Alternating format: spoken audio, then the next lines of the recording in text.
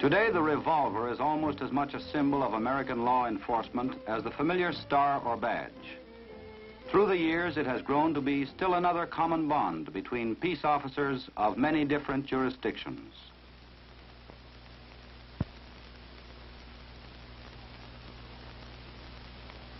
There is a revolver to suit almost any taste.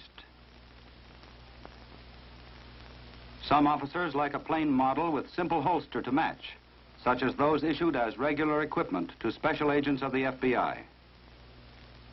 Others may prefer an ornate, nickel-plated gun, such as this automatic pistol, with intricate engravings and a tooled leather holster to match.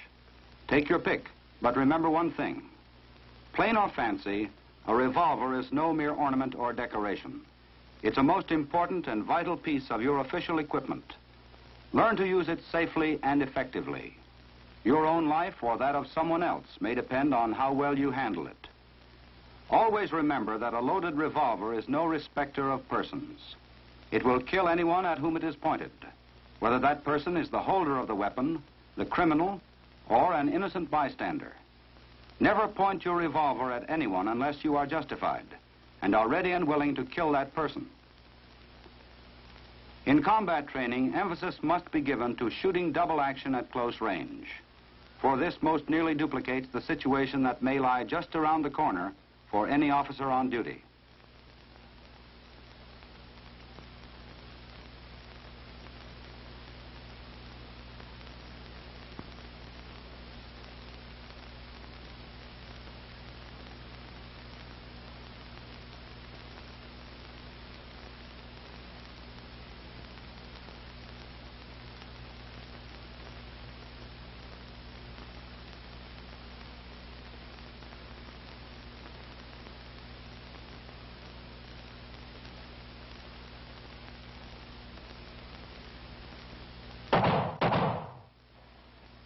With gun in shoulder holster, this criminal was no match for well-trained officers drawing and shooting double action from hip level. Remember, this is the fastest method of firing. It is accurate and effective up to 10 yards. When fired double action from the hip, the revolver is almost lightning fast.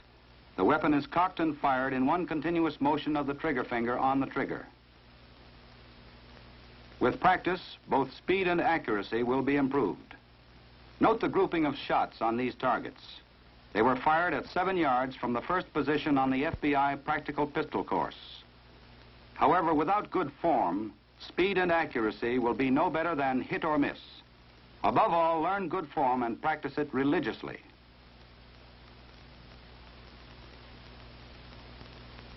Drawing and shooting from the hip was developed on the western frontier, where speed with a gun often meant survival.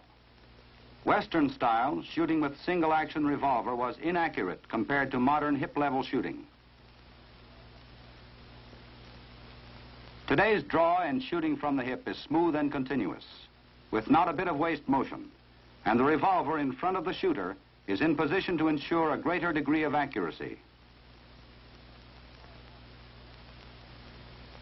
A quick draw holster is a necessity.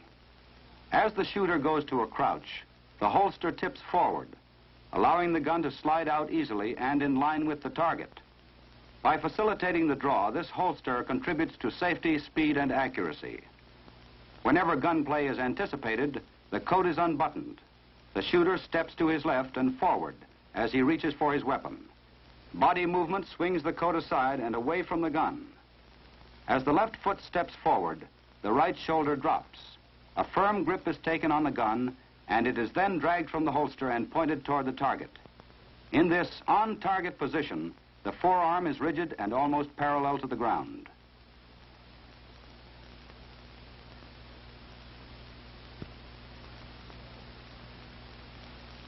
Your grip is of utmost importance in double-action shooting. Since the trigger pull is about 3 times that of firing single action, the grip must be tight. By keeping the trigger finger outside the trigger guard until the gun has cleared the holster, danger of accidental discharge is minimized.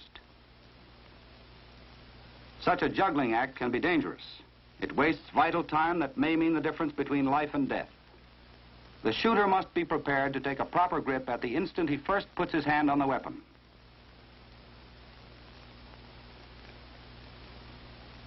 Control of the trigger is another essential. Insert the trigger finger to the first joint or even further. Keep the wrist stiff and the grip tight. Pull the trigger steadily and evenly. Only the trigger finger is moved. Use the other finger to maintain a tight grip on the weapon.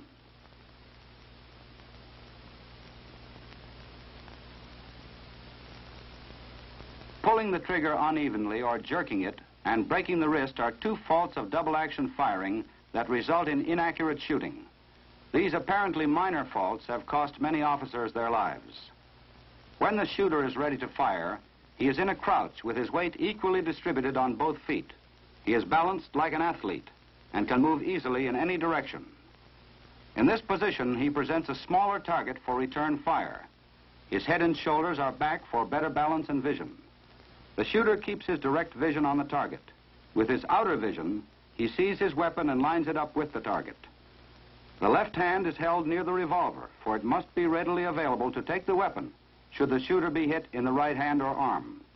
Firing then can be continued with the left hand without changing position of the body.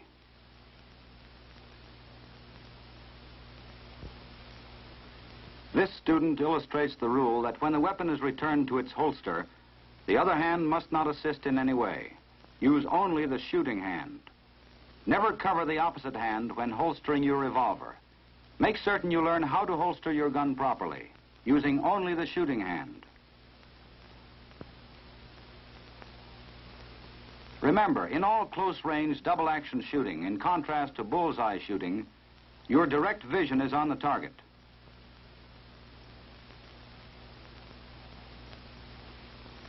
Firing from hip level, the gun will be seen in the outer vision.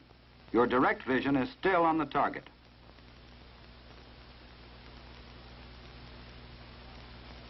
For close-range shooting, bringing your revolver to hip level is faster than raising it to eye level.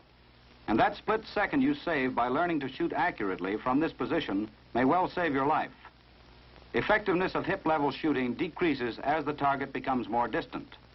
Therefore, at ranges greater than 10 yards, bring the revolver to eye level. Fundamentals employed here are the same as in hip shooting. The crouch, the draw, the grip, and the trigger control do not vary. It is important that the shooter does not change his method of draw when firing from shoulder level. It should be the same fast, smooth motion that he uses when firing from the hip. There is only one difference. Instead of halting at hip level, the shooter swings his weapon up to shoulder level. The time necessary to bring the gun to shoulder level will be justified by the increased accuracy at greater distances. Eye-level shooting is properly called point shoulder shooting. The gun is pointed at the target in the same way that a finger would be pointed, and the direct vision is focused on the target, with the gun sights seen in the outer vision.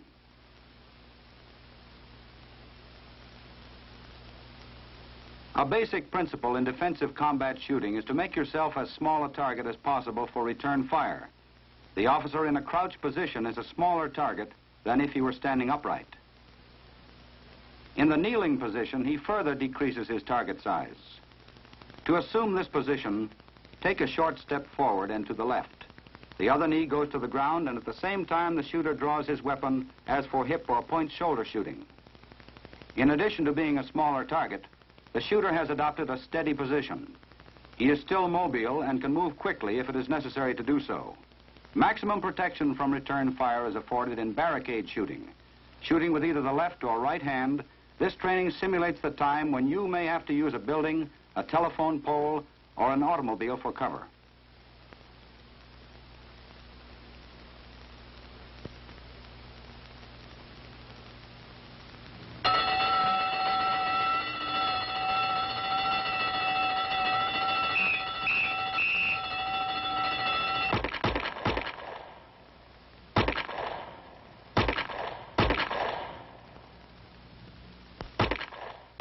Taking advantage of the best cover available, this officer made himself the smallest target possible.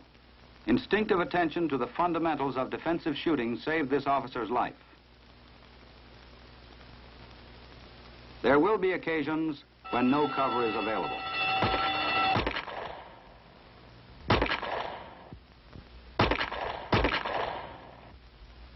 This officer learned his defensive positions well. With no cover available, he dropped to the prone position. With his feet together, he made himself as small a target as possible. And in this support position, accurate shooting up to 75 yards is possible. Constant practice in the fundamentals and positions of revolver shooting is required if a law enforcement officer is to achieve and maintain that shooting skill that one day may save his life. For those in training at the FBI Academy at Quantico, Virginia, a number of disabled weapons are available for such practice.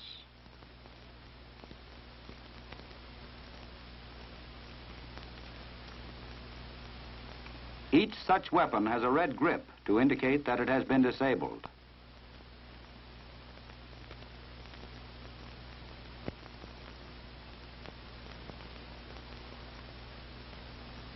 Here, before a full-length mirror, a man can correct flaws in his stance, his grip, and his defensive positions.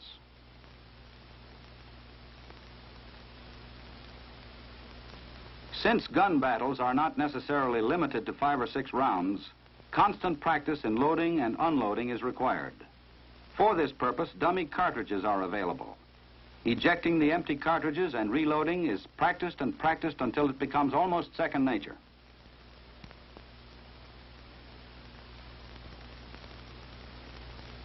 Any police department can easily disable a weapon that is beyond economical repair simply by removing its firing pin. After the disabled guns have been given distinctive red markings, they can be used in the squad room or training school. Dry firing and position practice can be accomplished safely with such distinctively marked, disabled weapons.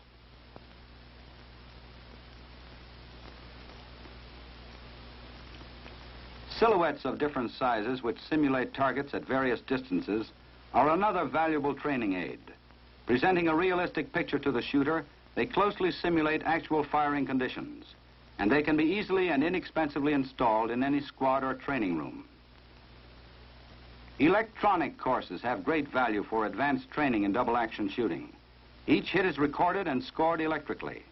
The shooter learns that at first his accuracy goes down as his speed goes up. Before long, he has learned the maximum speed at which he is able to shoot accurately.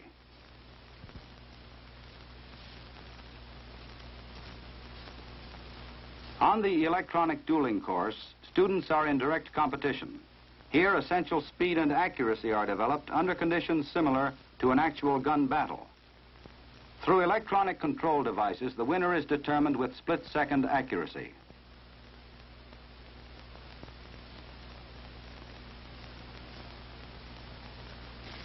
The running man target provides practice in firing at a moving target.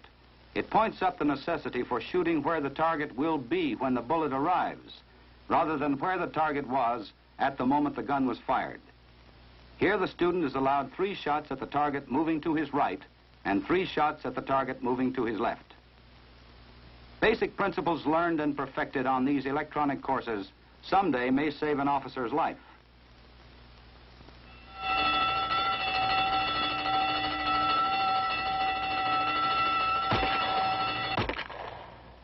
The officer fired from the hip to get the first burglar. Remaining in crouched position, he shot the second, using eye-level point-shoulder technique. He employed basic principles taught in all 3 electronic courses. Because this officer was well trained and kept himself in training, he survived. The revolver can be a lifesaver for the law enforcement officer and the person he is trying to protect. Its presence can even prevent a gun battle entirely, for the criminal will know by the way an officer holds his weapon that he is a well-trained man. In such cases, the criminal may well refuse to shoot it out with him. But there is a price that must be paid for this. That price is thorough training, constantly practiced and regularly renewed on the range. In no other way can you buy the art and skill of fine marksmanship. So learn the fundamentals of good shooting. Practice them regularly and diligently until they become an instinctive part of everything you do with your revolver.